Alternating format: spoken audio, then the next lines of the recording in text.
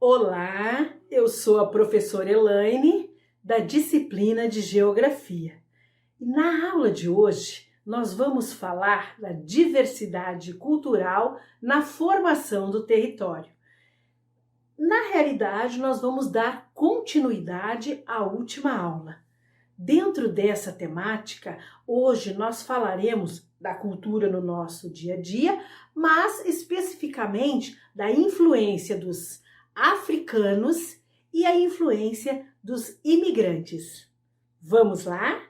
Abram o livro didático de vocês na página 22 e vejam comigo. Na última aula, nós comentamos que a formação da cultura brasileira, em vários aspectos, ela é resultado de um encontro de várias etnias, de várias culturas, de vários elementos vindos de outras culturas. Por exemplo, a indígena, a africana, a portuguesa, no sentido de português colonizador, e também dos imigrantes. Então, esse encontro de diferentes culturas é que faz o nosso país, o nosso Brasil, um país multicultural, com uma diversidade muito grande. Na página 22 do livro didático de vocês, observem esse quadro.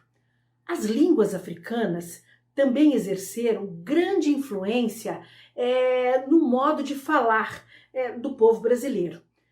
Vejam o quadro a seguir. Algumas palavras que foram incorporadas ao nosso vocabulário e o seu significado. Ou seja, palavras de origem africanas que nós falamos no cotidiano, que nós utilizamos no cotidiano nas diferentes regiões do Brasil, ou nas 5 regiões do Brasil, certo? Vamos lá, a primeira palavra, acarajé. O que é um acarajé? A palavra é de origem africana e ela significa que é um bolinho feito de feijão preto, feito de feijão e frito. É um bolinho frito. É muito comum na culinária baiana. Outra palavra de origem africana é o berimbau. O que é o berimbau? É um instrumento de percussão tocado na capoeira. Outra palavra é o cafuné. O que seria um cafuné? É um carinho. Eu gostaria de ganhar um cafuné. Eu vou ganhar um carinho, certo? Outra palavra é a canjica, de origem africana. O que é canjica? É uma papa de milho verde ralado. Temos também a palavra dendê, que é um fruto do dedenzeiro, também faz parte da culinária e é bastante utilizado na Bahia também. Outra palavra é dengo. O que é um dengo? Uma manha. Eu tô assim, tô fazendo uma manha. Quando a criança está fazendo uma manhãzinha, uma birrazinha, a gente fala que ela tá cheia de dengo. Outra palavra é o fubá. O fubá é a farinha de milho, na realidade. A palavra gangorra, todo mundo já ouviu falar em gangorra, não é? A gangorra é um balanço de criança formado por 2 tábuas. O que seria isso? Então, são 2 tábuas. Uma criança fica numa ponta, outra criança na outra, e faz esse movimento aqui, esse balanço aqui. Então, no caso, isso daí nós damos o nome de gangorra. É uma palavra também de origem africana. Outra palavra é o samba, que é o quê? Uma dança de origem africana, certo? O samba de roda, e muitos instrumentos musicais, como o reco-reco, berimbau, atabaque, cuíca, tambor e afoxé, são exemplos da influência africana na nossa música, na música brasileira. Outra herança cultural de origem africana é a capoeira, que nós acabamos de falar.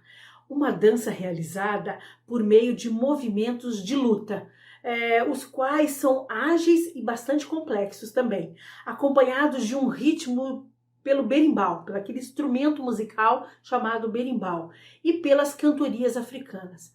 Hoje, algumas cantorias as cantorias africanas, temos uma música até bastante conhecida que também é utilizada na cantiga de roda, na cantiga para a apresentação da capoeira, né? Uma música assim, Paranauê, Paranauê, Paraná, Paranauê, Paraná, Paranauê, Paraná. Essa é uma música que é utilizada nas rodas de capoeira também, tá? Atualmente, a capoeira é praticada em todo o território nacional, tá? E em muitos outros países. Preserva, no caso, o saber adquirido dos povos africanos e seus descendentes, no caso, ao longo de toda a história. Faz parte da cultura brasileira, já está inserida na cultura brasileira e ela é de origem africana, é uma das nossas riquezas que nós temos. Nessa página 23, você pode observar essa imagem, ó, roda de capoeira no Parque Ibiraquera, em São Paulo. Então, uma roda de capoeira, ó, vocês podem observar os movimentos, que são complexos, que parecem, né? E também o instrumento berimbau, que eu acabei de comentar com vocês. As manifestações religiosas, aspectos da culinária, vestuário, arte, oralidade africana, então as lendas e canções, né? As festividades, como a congada, uma manifestação cultural afro-brasileira que recria a coroação de um rei do Congo e uma rainha da Angola, né?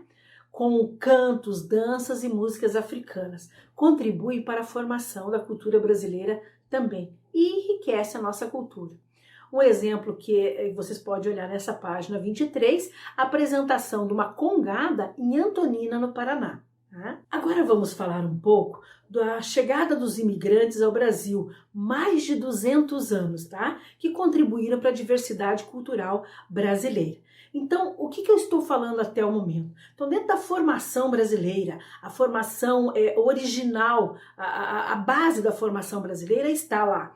O branco, no caso o português, né, colonizador, está o indígena, que quando o português chegou aqui no Brasil encontrou o indígena, e depois, mais tarde, então, veio também os africanos. E os africanos vieram na qualidade de escravizados. Lembra que eu comentei com vocês sobre isso?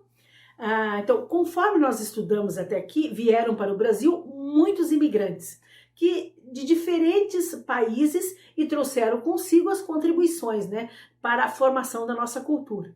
Seja por meio da culinária, da música, da festividade, da arquitetura, da técnica de trabalho ou pela introdução de novas palavras no nosso vocabulário. Então, algumas palavras do vocabulário, no caso dos imigrantes, né, inclusive os italianos, por exemplo, né, então o tchau, a palavra tchau, a palavra macarrão, tá?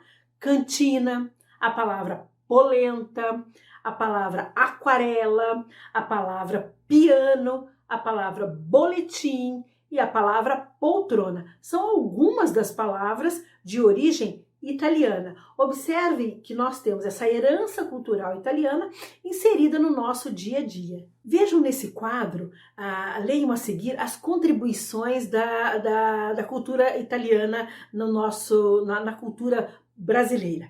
A cultura italiana trouxe para o Brasil massas, né, no caso como a macarronada. Alguém conhece a macarronada? Alguém já ouviu falar na macarronada? A lasanha e também a pizza, né? Outro destaque foi para o cultivo da uva na região sul do Brasil, tendo hoje grandiosas festas para a comemoração da colheita, no caso a festa da uva que existe na região sul do Brasil.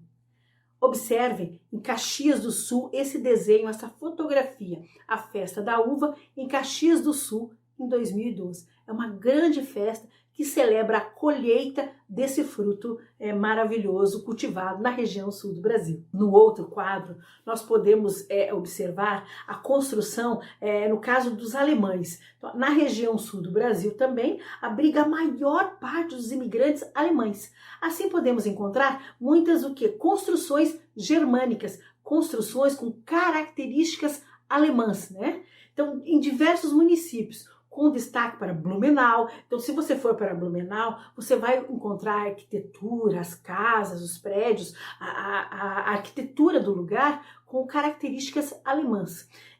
A cidade de Pomerode, todos esses dois lugares que eu falei, a cidade de Blumenau e a cidade de Pomerode, fica em Santa Catarina, na região sul do Brasil.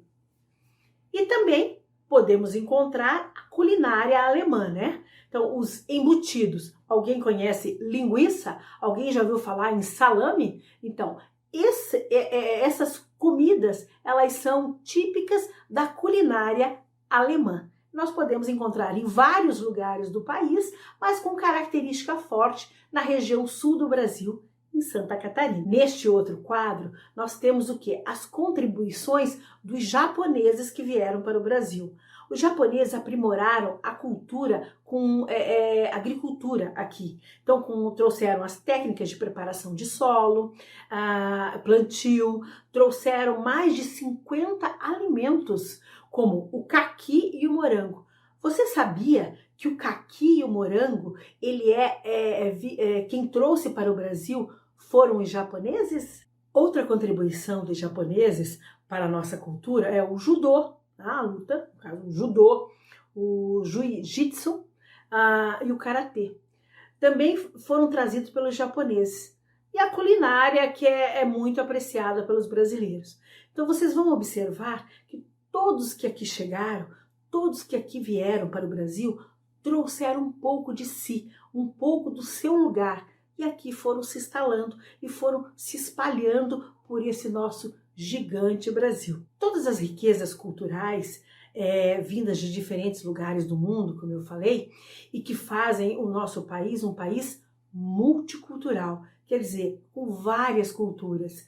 Ou seja, a maior riqueza do Brasil, do meu ponto de vista como professora, é o povo brasileiro. É as características do povo brasileiro, é a nossa diferentes cores, o nosso é o branco, é o negro, é o amarelo, é a cor do nosso cabelo, é a cor dos nossos olhos, é as diferenças, as características que cada um tem. Então, tudo isso forma o país multicultural, um país de diversidade cultural. E por isso nós somos muito ricos. Então, a maior riqueza do nosso país, do meu ponto de vista, é a população brasileira, é o povo brasileiro. Gostaram da aula de hoje? Vamos às atividades? Abram o livro didático de vocês na página 23 e página 25. Vamos lá?